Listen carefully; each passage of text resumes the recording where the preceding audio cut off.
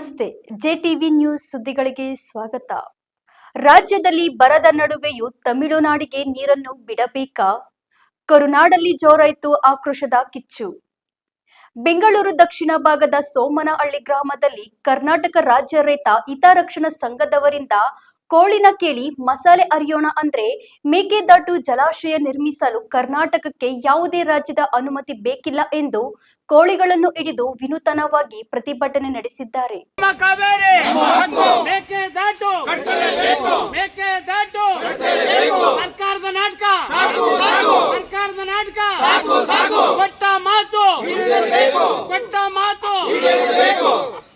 S, Mekedatu ಯೋಜನೆಯು ಕರ್ನಾಟಕ ಸರ್ಕಾರದ ಒಂದು ಮಹತ್ವಾಕಾಂಕ್ಷೆಯ ಬಹುಪಯೋಗಿ ಸಮತೋಲನ ಜಲಾಶಯ ಯೋಜನೆಯಾಗಿದ್ದು, ಇದರಿಂದ ಬೆಂಗಳೂರು ಮತ್ತು ಸುತ್ತಮುತ್ತಲಿನ ಜಿಲ್ಲೆಗಳ ಕುಡಿಯುವ ನೀರಿನ ಅಗತ್ಯವನ್ನು ಪೂರೈಸಬಹುದು ಹಾಗೂ ವಿದ್ಯುತ್ ಉತ್ಪಾದನೆ ಈ ಯೋಜನೆಯ ಬಹುಮುಖ್ಯ ಉದ್ದೇಶವಾಗಿದೆ. ಮೇಕೆದಾಟು ಯೋಜನೆಗೆ ಸುಪ್ರೀಂ ಕೋರ್ಟ್ ಸಹ ಗ್ರೀನ್ ಸಿಗ್ನಲ್ ಕೊಟ್ಟ ಮೇಲೂ ನಮ್ಮ ಸರ್ಕಾರ ಯಾವ ದೊಣ್ಣೆ ನಾಯಕನ ಅಪ್ಪಣೆ ಕೇಳ್ತಾ ಇದೆ ಎಂದು ಸರ್ಕಾರಕ್ಕೆ ಕರ್ನಾಟಕ ರಾಜ್ಯ ರೈತ ಹಿತರಕ್ಷಣಾ ಸಂಘದವರು ಕೋಳಿನ ಕೇಳಿ ಮಸಾಲೆ ಅರಿಯೋಣ ಎಂಬ ಪ್ರತಿಭಟನೆ ಮೂಲಕ ಆಕ್ರೋಶ ವ್ಯಕ್ತಪಡಿಸಿದ್ದಾರೆ.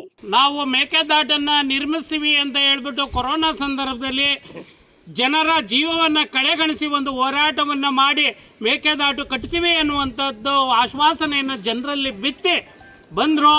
ಇವತ್ತಿನ ದಿನ ಕಾಂಗ್ರೆಸ್ ಸರ್ಕಾರ ಇವತ್ತೇನಿದೆ ಅದೇ ಭಾಗದವರೇ ಆದಂಥ ಡಿ.ಕೆ. ಶಿವಕುಮಾರ್ ಅವರು ನೀವು ಮುಖ್ಯಮಂತ್ರಿ ಆಗಿದ್ರಿ, ಆದರೆ ನೀವು ಜನತೆಗೆ ಕೊಟ್ಟ ವಾಗ್ದಾನವನ್ನು ನೀವು ಮರೆತಿದ್ದೀರಿ. ನಮ್ಮ ಪೌರಾಣಿಕ ಹಿನ್ನೆಲೆ ಅಂತದ್ದು ಕೊಟ್ಟ ಮಾತಿಗೆ ತಪ್ಪಬಾರ್ದು ಅಂತ ಹೇಳಿ 8 ಮಕ್ಕಳು ಮಾರಿ ಸ್ಮಶಾನಕ್ಕಾದಂಥ ಸತ್ಯ ಹರಿಶ್ಚಂದ್ರನ ಪುರಾಣ ನಮ್ಮದು. ತಂದೆಗೆ ಕೊಟ್ಟ ಮಾತನ್ನು, ತಾಯಿಗೆ ಕೊಟ್ಟ ಮಾತನ್ನು ಈಡೇರಿಸಬೇಕು ಅಂತ ಹೇಳ್ಬಿಟ್ಟು 14 ವರ್ಷ ವನವಾಸಕ್ಕೆ ಹೋದಂಥ ರಾಮನ ಪೌರಾಣಿಕ ಹಿನ್ನೆಲೆ ನಮ್ಮದು. ಹಾಗೆ ತಂದೆಗೆ ಕೊಟ್ಟ ಮಾತನಾಗೆ ತಾಯಿಯ ತಲೆ ಕಡದಂಥ ಪರಶುರಾಮನ ಹಿನ್ನೆಲೆಯುಳ್ಳ ಪೌರಾಣಿಕ ಹಿನ್ನೆಲೆ ನಮ್ಮದು.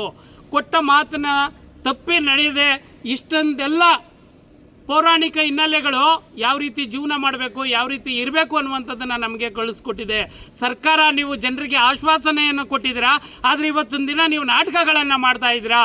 ಸುಪ್ರೀಂ ಕೋರ್ಟ್ ಹೇಳಿದೆ ಈಗ ಯಾವುದೇ ರೀತಿಯೂ ಕೂಡ ಅಡಚಣೆ ಇಲ್ಲ, ನೀವು ಕಟ್ಬೋದು ಅಂತ. 1000 ಕೋಟಿ ರೂಪಾಯಿ ನೀವು ಮೀಸಲಿಟ್ಟಿದ್ದೀರಾ ಕೆಲವು ವರ್ಷಗಳ ಹಿಂದೆ.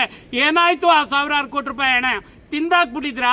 ಜನತೆಗೆ ಅದರ ಲೆಕ್ಕ ಕೊಡಬೇಕಾಗುತ್ತೆ ಅನ್ನುವಂಥ ಹೆದರಿಕೆಯಿಂದ ನೀವು ನಿರ್ಮಾಣ ಮಾಡೋದಕ್ಕೆ ನೀವು ಮುಂದಾಗ್ತಿಲ್ಲ.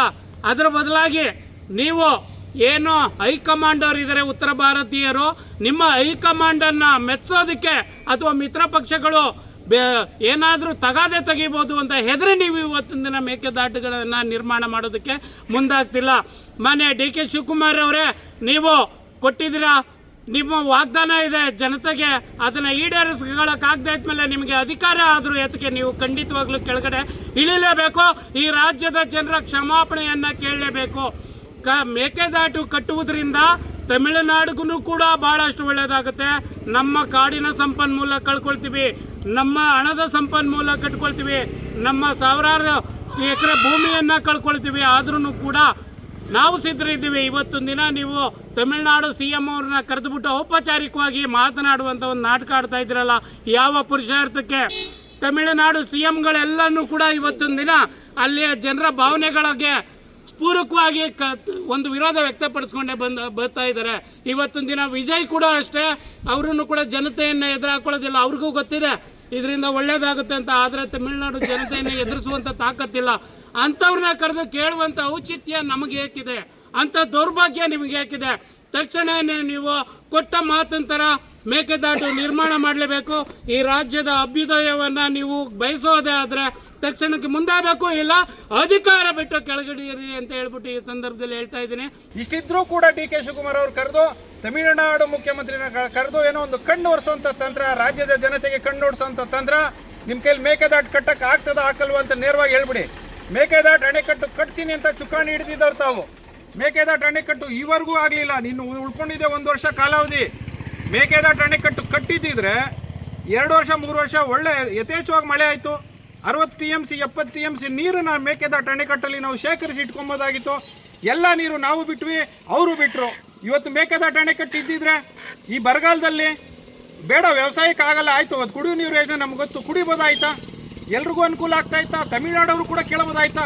ನೀವ್ಯಾಕ್ರಿ ವಿರೋಧ ಹೊಡ್ತಾ ಇದ್ದೀರಿ? ತಮಿಳ್ನಾಡವ್ರು ನಿಮ್ಗೆ ಏನಾರ ಸ್ವಲ್ಪ ಏನೋ ಬುದ್ಧಿ ಇದೆ ಅನ್ನೋ ತಲೆಯಲ್ಲಿ ಇಲ್ವೇನ್ರಿ? ಇದೆಯಾ ಇಲ್ವೇ ಬುದ್ಧಿ ನಿಮಗೆ? ಎಲ್ಲಪ್ಪ, ಇವತ್ತು KRS ಅಲ್ಲಿ ನೀರಿಲ್ಲ ಇವತ್ತು ಪ್ರಸ್ತುತ. ಈ ವರ್ಷ ಮಳೆ ಕೂಡ ವಾಡಿಕೆಗಿಂತ ತುಂಬ ಕಡಿಮೆ ಮಳೆ ಆಗಿರೋದ್ರಿಂದ ನೀರಿಲ್ಲ. ಮೇಕೆದಾಟು ಅಣೆಕಟ್ಟಲ್ಲಿ ನೀರು ಇದ್ದಿದ್ರೆ ನಿಮ್ಗೆ ಬಿಡ್ತಾ ಇದ್ವಾ ನಾವು? ನೀವು ಯಾಕೆ ವಿರೋಧ ಹೊಡ್ತೀರಿ? ನೀವು ಗಂಭೀರವಾಗಿ ಆಲೋಚನೆ ಮಾಡಬೇಕು. DK ಶಿವಕುಮಾರ್ ಅವರು ಕೂಡ ಒಂದು ಗಂಭೀರವಾಗಿ ಆಲೋಚನೆ ಮಾಡಿ ಯಾರನ್ನೂ ಕರೆದು ಮಾತಾಡೋಂಥದ್ದು ಬೇಡ. ನಾಳೆನೇ ಗುದ್ಲಿ ಪೂಜೆ ಮಾಡಬೇಕು. ನಾಳೆ ಶುಕ್ರವಾರ ಒಳ್ಳೆ ದಿನ.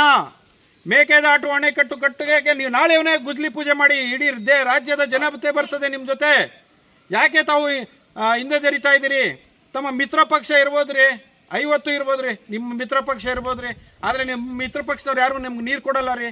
ನಮ್ಮ ನೀರನ್ನ, ನಮ್ಮ ರಾಜ್ಯದಲ್ಲಿ ಇರುವಂಥ ನೀರನ್ನ, ಸಮುದ್ರಕ್ಕೆ ಪೋಲಾಗಿ ಹೋಗುವಂಥ ನೀರನ್ನ ನಾವೇ ಶೇಖರಣೆ ಮಾಡ್ಕೊಂಡು ಇಟ್ಕೊಬೇಕ್ರಿ. ಯಾವ ದೊಣ್ಣೆ ನಾಯಕನ ನಾವೇನು ಕೇಳೋಂಗಿಲ್ಲ. ನಾವು ಹೋಗಿ ತಮಿಳ್ನಾಡವ್ರಿಗೆ ಏನಾರ ಕೇಳ್ತೀವನ್ರಿ? ಹೇಳಕ್ಕೆ ನಮಗೇನೋ ನೈತಿಕತೆ ಇದೆಯೇನ್ರಿ? ಡ್ಯಾಮ್ ಕಟ್ತೀವಪ್ಪ ನಿಮ್ಮ ಭೂಮಿಲಿ ಬಂದು ಅಂತ. ಅವ್ರು ಯಾರು ರೀ ನಮ್ಗೆ ತಡೆ ಒಡ್ಡೋಕ್ಕೆ?